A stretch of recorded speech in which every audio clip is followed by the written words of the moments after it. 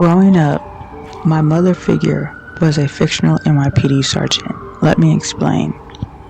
I used to be a very shy child growing up. I didn't do well with groups of people. And it wasn't because I was scared, but more so at a young age I learned to observe and I understood that adults weren't always safe. And if I could get them one-on-one, I could gauge who was safe and who wasn't.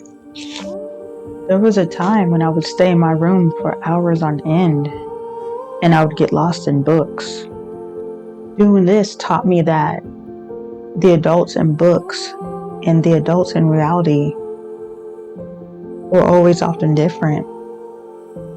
The ones in books and in stories were often more polished and nurturing and understanding of mistakes that children made, whereas the adults in reality were often more brutal, more human, and less understanding at times. And even though I wasn't scared as a child, at least I don't think I was, I think over time, understanding behavior and realizing that things were different in my world than they were in books and movies, it allowed me to understand that in order to feel safe, I must understand behavior. And in doing this, I learned to be empathetic towards others. I learned how when we are asked to perform under pressure, to be perfect, when the environment around us is contradictory to what is being asked, we compound our mistakes. We act out of anger, frustration, and fear. I was 15 when I came across this TV show. My world around me was burning, and I didn't know if I was going to survive. I almost didn't. But one day I walked into the living room, and there was this character on TV. She was Latina, and she happened to be a NYPD sergeant. And it was the first time I seen a woman of color on TV. And I remember thinking, who is that?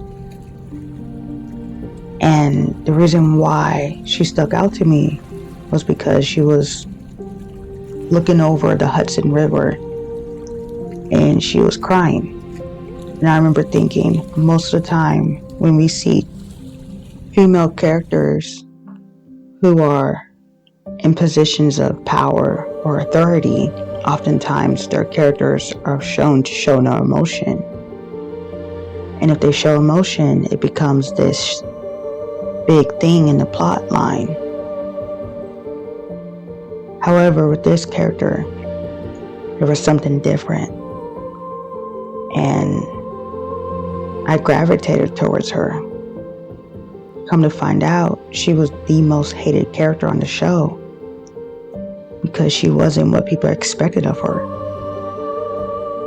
Going back to what I said about how when you're asked to perform a certain way, even though an environment doesn't allow you to do so, oftentimes you're judged and you're not going to be everyone's cup of tea.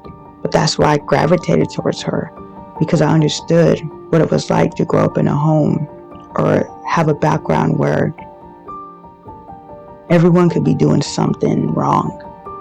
But for some reason, it was often your mistakes that got pointed out more. And it seemed to be that's what happened with her, because none of the other characters were perfect. And a lot of them made some of the same mistakes, and some were even worse.